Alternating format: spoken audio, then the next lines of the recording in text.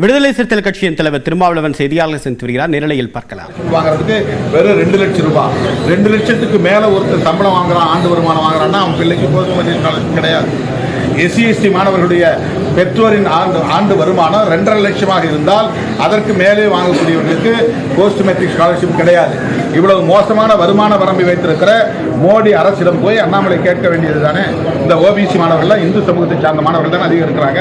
SC எஸ்டியில் Hindu சமூகத்தை சார்ந்த மாணவர்கள் தானே இருக்கிறாங்க. அவங்களுடைய வருமான வரம்பை ஓபிசி மாதிரி 8 லட்சத்துக்கு உயர்த்தினால் என்ன? அவங்களாம் ஏழை மாணவர்கள் தானே.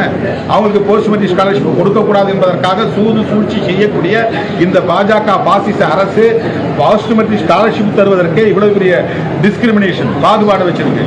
முன்னேறிய சமூகத்தில் பிறந்த மாணவர்களுக்கு வருமான வரம்பு 8 லட்சம். ஆனால் ஏழை எளிய எஸ்சி எஸ்டி ஓபிசி மாணவர்களுக்கு வருமான வரம்பு 2 லட்சம், 2.5 லட்சம். இந்த பாகுபாட்டை களைவதற்கு இந்த பாஜக என்ன செய்திருக்கிறது? இந்த அண்ணாமலை போன்றவர்கள் என்ன குரல் கொடுத்திருக்கிறார்கள்? இப்ப தொடர்ந்து ஒரு மொழி பிரச்சனை எப்ப வந்தாலுமே மும்மொழி மொழியா இருக்கட்டும், இந்தி திணிப்பு விவகாரம் வரும்போது தொடர்ந்து பாஜக தரப்புலையா இருக்கட்டும், பன்மொழி கொள்கை கூட வரவேற்க முடியாது. எனக்கு ஹிந்தி மீது நமக்கு வெறுப்பு கிடையாது, எந்த மொழி மீது வெறுப்பு கிடையாது. அன்னை தமிழை காப்போம், அனைத்து மொழிகளையும் மதிப்போம் என்று முழங்கிக் கொண்டிருப்பவர்கள் விடுதலை சிறுத்தைகள். எங்களுக்கு எந்த இனத்தின் மீதும் எந்த மொழியின் மீதும் வெறுப்பு இல்லை. ஆனால் இந்தியை இந்தியாவின் மூளை முடுக்கெல்லாம் ஒவ்வொருவரும் கட்டாயம் கற்றாக வேண்டும் என்கிற தேவை எங்கிருந்து வந்தது? இதுதான் நாம் சொல்றோம்.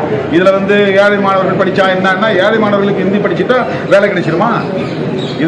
இந்த வாதமே தவறு. அப்படி ஒன்று வந்துருச்சுன்னா இந்த மாதிரி மும்மொழி கொள்கை வரும்போது ஃபுல்லுமே திமுக நடத்துகிற பள்ளிகளில் ஹிந்தி கற்றுக் கொடுக்கப்படுது, அங்கே தமிழே கற்றுக் கொடுக்கப்படுவதில்லைங்கிற ஒரு குற்றச்சாட்டை வைக்கிறாரு. அதோட தொடர்ச்சியாக தான் நீங்கள் ஒரு பள்ளி நடத்துவதா, சிபிஎஸ்சி பள்ளி நடத்துவதாகவும் அரசு பள்ளிகளில் தான் பண்ணக்கூடாது. அரசாங்கம் தனியார் பள்ளிகளை விட அரசாங்க பள்ளிகள் தான் அதிகம். அரசு பள்ளிகளில் ஒரு கொள்கையை நீங்கள் நிலைநாட்டுவதுங்கிறது பர்பெச்சுவேட் ஆயிரும் இல்லை, அது நிரந்தரம் ஆயிரும் இல்லை. தனியார் பள்ளிகளை என்னைக்கு வேணாலும் அரசு பள்ளிகளை மாற்றிட முடியும், அது பிரச்சனை கிடையாது. அரசு பள்ளிகளில் ஏன் இந்த கொள்கையை நீ திணிக்கிறீங்க? இந்தியா முழுக்க ஒரே கொள்கையை ஏன் திணிக்கிறீங்க? அந்த திணிப்பு ஏன்? சுதந்திரம்ங்கிறது வேற, விருப்பம் என்பது வேற, இயன்றவர்கள் படிக்கட்டுங்கிறது வேற. நீ திட்டமிட்டு எல்லோருக்கும் இந்த கல்வியை நாங்கள் திணிப்போம், நீ எல்லாரும் கட்டாயமா இந்தியை கற்றுக்கணும், எல்லோரும் இந்தியை நீ பேசணும், இந்தியை எழுதணுங்கிறதுக்கான தேவை எங்கிருந்து வந்தது? என்னையே நீ இந்தி வாழாவாக மாற்ற முயற்சிக்கிறாய். என்னுடைய எதிர்கால வாரிசுகளை எல்லாம் இந்தி பேசக்கூடிய மக்களாக மாற்றுவதற்கான நோக்கம் என்ன? உனக்கு ஒரு இடன் அஜெண்டா இருக்கிறது, ஒரு அரசியல் நோக்கம் இருக்கிறது. இந்த தேசத்தில் ஒரே கொள்கை, ஒரே மொழி கொள்கையை கொண்டு வர வேண்டும் என்பது மிகவும் ஆபத்தானது என்பதுதான் நாங்கள் சுட்டிக்காட்டுகிற ஒரு உண்மை. ஓய்வு பெற்ற நீதிபதிகள் சந்துரு மற்றும் ஹரிபரந்தாமன் என்ன ஒரு விஷயத்தை முன் வச்சிருக்காங்கன்னா, பிரஸ் மீட்ல சங்கிகள் நிறைந்த இடமாகவும் சிறுபான்மையினருக்கு இல்லாத ஒரு வாய்ப்பு இல்லாத இடமாகவும் நீதிமன்றங்கள் இருக்குது. நீதிமன்றங்கள் நீதிபதிகள் அவர்களால் நிரப்பப்பட வேண்டும் சொல்லிட்டு ஒரு கோரிக்கை முன் வச்சிருக்காங்க. அதை பத்தி நீங்க என்ன நினைக்கிறீங்க?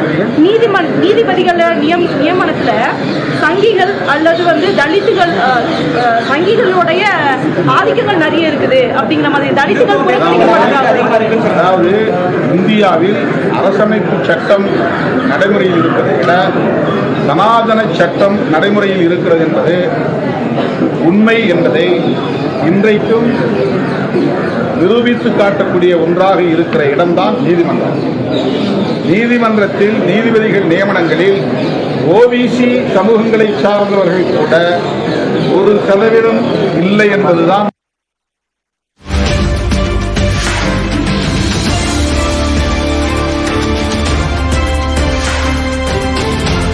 கூட பார்க்க முடியாத ஒரு நிலை இருக்கிறது.